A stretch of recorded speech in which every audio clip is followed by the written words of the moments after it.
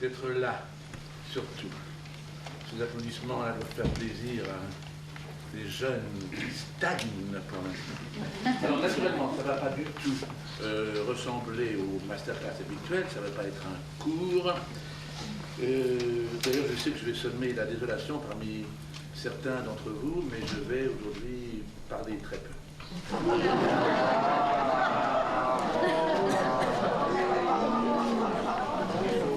Faut leur laisser.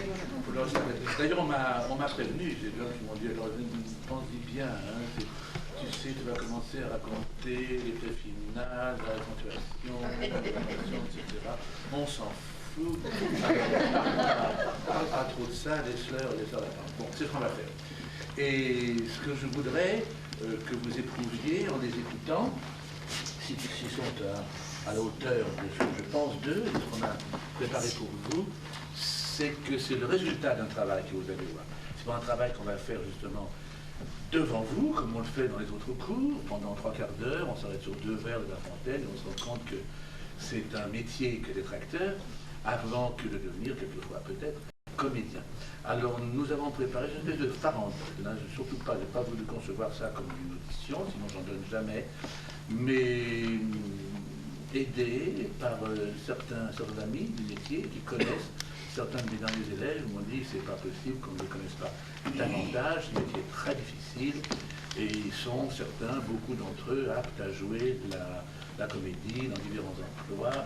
Alors c'est pour ça que je vous le présente, sous une espèce de farandole, tout ça c'est un prétexte. Hein.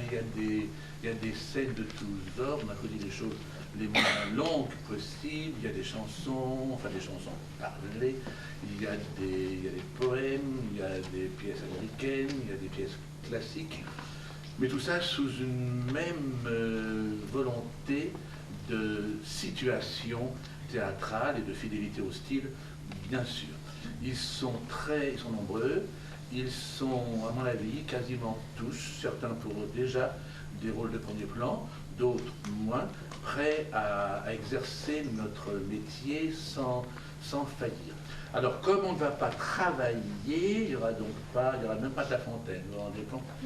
Cette base de notre enseignement, puisque raconter une fable, c'est raconter qui on est, et c'est ce que fait le comédien, bien sûr. Il raconte qui il est. Raconte-moi qui tu es, nous disait Monsieur Roland. Alors, on ne va pas faire d'exercice de fable, mais on va commencer par... c'est quand même un exercice. C'est un exercice de style, mais un exercice de haute voltige. Alors là, on est tous un peu dans l'inconnu, vous, bien sûr, moi, moins, mais eux aussi. Je vous explique en quoi. C'est une chose qu'on fait de temps en temps, qui est à haut risque. J'aime mieux prendre les devants. C'est un exercice qui consiste, ils sont 5 ou 6 ou 7 ou 8, aujourd'hui ils sont 6, à connaître le même texte. En l'occurrence, c'est la première scène des Fâcheux de Molière, quand le personnage revient d'un spectacle où il a été ennuyé par un fâcheux et il le rencontre tous les jours. Je ne sais pas si certains d'entre vous se souviennent, c'est Noël qui avait fait d'après cette pièce le film Les Casse-Pieds, qui était une petite merveille. Donc cet homme se dit, mais il y a un sort au-dessus de ma tête, c'est pas possible, c'est Dieu qui l'a voulu, tous les jours. Et encore aujourd'hui, où il avait rendez-vous avec sa fiancée, naturellement, il va arriver trop tard. Alors, l'exercice en question, c'est pour essayer de leur faire comprendre que, autre citation, mais que je trouve définitive, de M. Dulin, naturellement, à la fin de sa vie, où il a dit « C'est très facile de jouer la comédie. Tu me parles, je t'écoute, j'en pense quelque chose et je te réponds. » Et c'est vrai qu'en principe, ça n'est que ça. Mais pour en arriver à ne faire que ça, il faut une telle maîtrise de ses moyens, il faut une telle liberté, il faut une telle imagination que c'est pas facile. Alors cet exercice consiste, ils le savent donc tous, comme s'ils allaient chacun le jouer seul. C'est une tirade qui se dit seul. Là, ils l'ont tous appris, ils vont être là en rang de union, et moi, je vais lancer leur nom. Mais absolument au hasard. Même moi, maintenant, je ne sais pas dans quel ordre je vais les appeler. Et eux non plus, naturellement. Et le jeu consiste à ce qu'ils se racontent leur histoire, à ce qu'ils racontent la situation, puis à un moment j'en appelle un autre, et il continue là où on était celui d'avant. C'est très délicat, mais c'est comme ça qu'on s'oblige non seulement à écouter l'autre, mais à s'écouter aussi soi-même. Alors, je vous les présente tout de suite. Venez.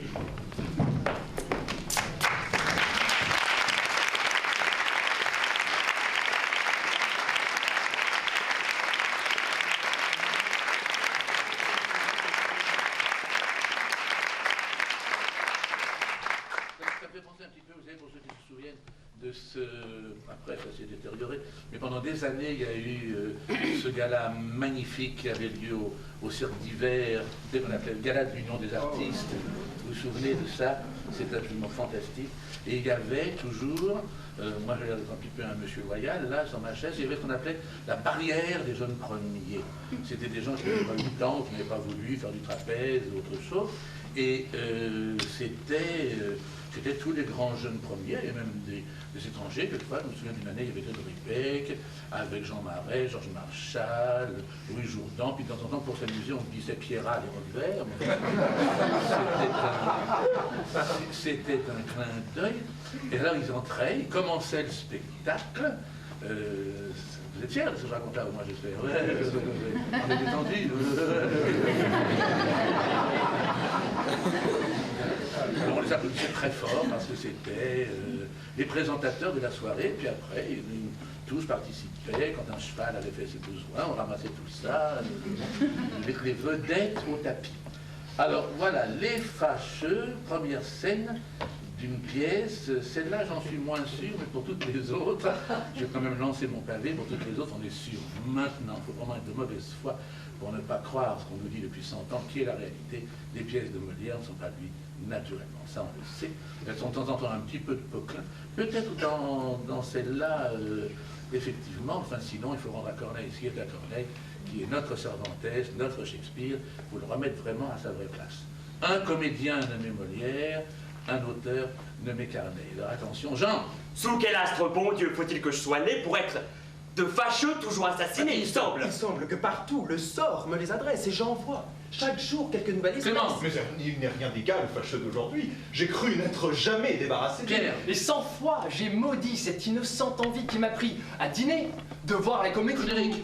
Pensant m'égayer, j'ai misérablement trouvé de mes péchés le rue de Châtillon. Jean! Il faut que je te fasse un récit de la terre, car je m'en sens encore tout ému de colère. J'étais sur le théâtre, en humeur d'écouter la pièce qu'à plusieurs j'avais ouï vanter. Baptiste! Les acteurs commençaient, chacun prêtait silence. Antou! Lorsque d'un air bruyant et plein d'extravagance, un homme à grand canon est entré brusquement en criant Pierre. « Oh là oh là !» Ou un siège promptement et de son grand fracas, surprenant l'assemblée dans le plus bel endroit. Ah, la pièce troublée. Et mon Dieu, nos Français, si souvent redressés, ne prendront-ils jamais un air de gens sensés, je dis? Baptiste!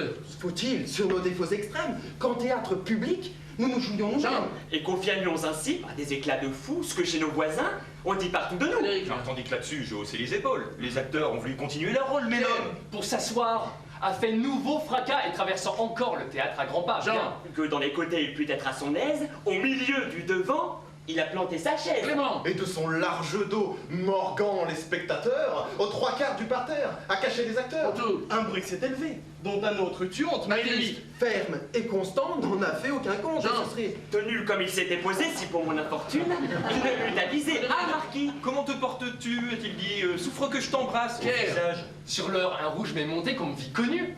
D'un pareil événement. Vraiment! Je l'étais peu pourtant, mais on en voit paraître de ces gens qui de rien veulent fort vous connaître. Baptiste! dont il faut au salut les baisers essuyés et qui sont familiers jusqu'à vous tutoyer. Jean! Il m'a fait à l'abord sans question frivole, plus haut que les acteurs, élevant ses paroles. Antou! chacun me disait, et moi, pour l'arrêter, je serais, ai-je dit, bien aise d'écouter. Frédéric! Tu n'as point vu ceci, Marquis? Oh, Dieu me damne, je Pierre. le trouve assez drôle. Et je n'y suis pas Anne, je sais par quelle loi un ouvrage est parfait et Corneille me vient lire tout ce qu'il fait là-dessus. Clément! De la pièce. Il m'a fait un sommaire, scène à scène, averti de ce qu'il savait faire. Et Baptiste. jusque des Vers qu'il en savait par cœur, il me les récitait tout haut, avant l'acteur. J'avais beau m'en défendre. Antou! Il a poussé sa chance, et ses deux vers la fin levaient longtemps d'avance. Frédéric! Car les gens du Bel Air, pour agir galamment, se gardent bien surtout d'ouïr le dénouement. Jean! Je rendais grâce au ciel. Et croyais-tu justice qu'avec la comédie, eût fini mon supplice? Pierre. Mais Comme si c'en eût été trop bon marché, sur nouveau frais, Mon homme, à moi, s'est attaché. Baptiste. Pas compter ses faveurs, ses exploits, parler de ses chevaux, ses bonnes fortunes, de ce qu'à la cour. Il avait de faveur, disant qu'à m'y prier, il s'offrait de grand cœur. Clément. Je le remerciais doucement de la tête, minutant à tout coup quelques retraits Antoine. honnêtes. Mais lui, pour le quitter, me voyant ébranlé, Jean. Sortons, se m'a-t-il dit. Le monde est écoulé et sorti de ce lieu. Me la sortant plus sèche, allons marquis au cours faire voir ma calèche, Frédéric. bien Mais entendu. plus d'un duc et père en fait d'un Montfaiseur une du même air. Clément. La chère, je fais de la dose est trop peu forte pour oser y prier des gens de votre sorte. Non, m'a-t-il répondu, je suis sans compliment, j'y vais pour causer avec toi seulement. Jean. Car je lui avais dit, écoute Marquis, pour me sortir de l'embarras, je lui avais dit donc Marquis, j'ai un dîner, je suis attendu, que puis-je donc faire? Alors lui, Allez, s'empressant, sortant de ce Vas-y, lieu, vas-y. et me la donnant plus sèche, Marquis allant au cours faire voir ma calèche, avait bien entendu, et plus d'un duc et père, on fait à Montfaiseur faire une du même Ah oui, air. il te l'avait déjà dit ça, il y en aura après. Moi j'ai des moments défendre, Oui, bien sûr, il a poussé la chance, Oui, bien sûr. et donc j'ai trouvé une bonne raison pour lui échapper. Très bien. Ah, parbleu, m'a-t-il dit, je veux être du même repas que toi, Oui. étant de tes amis. Ah, De mais la ça aussi, chair. il l'avait dit. De la chair. Et je fais, la dose est trop peu forte pour oser prier les gens de votre sorte. Mantoux. non, m'a-t-il répondu, je suis sans compliment et j'y vais pour causer. Avec toi seulement. Comment? Je suis des grands repas fatigué, je te jure. Baptiste. Mais si l'on vous attend, et je dis, c'est injuste. Frédéric. Non, non, non, tu te moques, Marquis. Nous nous connaissons tous et je trouve avec toi des passe-temps plus doux. Clément. Je pestais contre moi l'âme triste et confuse du funeste succès qu'avait eu mon équipe. Mantoux. Et ne savais à quoi je devais recourir pour sortir d'une peine, à me faire mourir. Jean. Lorsqu'un carrosse, fait de superbes manières et complet de laquais et devant et derrière, C'est avec un grand bruit devant nous arrêté d'où. Frédéric. Sautant un jeune homme, amplement ajusté, dont mon importun et lui, courant à l'embrassade, ont surpris les passants de leur brusque incarnade. et tandis que tous deux étaient précipités dans les convulsions de leur civilité, Mantoux. Je me suis doucement esquivé sans rien dire, non sans avoir longtemps gémi d'un tel martyr. Baptiste. Et maudit ce fâcheux dont le zèle obstiné m'ôtait au rendez-vous qui m'est ici donné. Merci.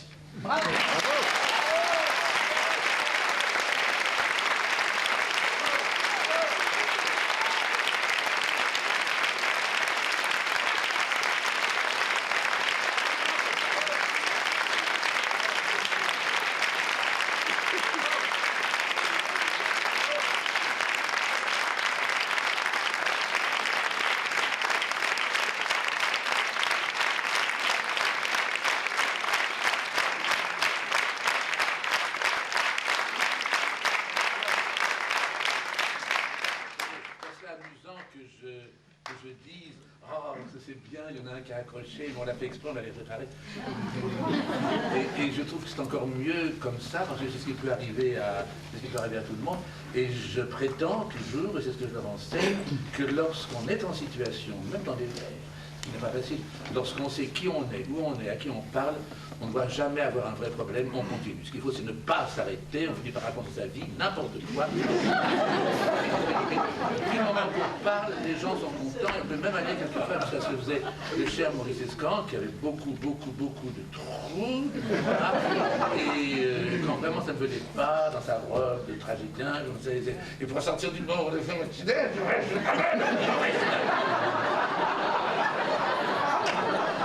et on l'applaudissait, bien sûr. Merci.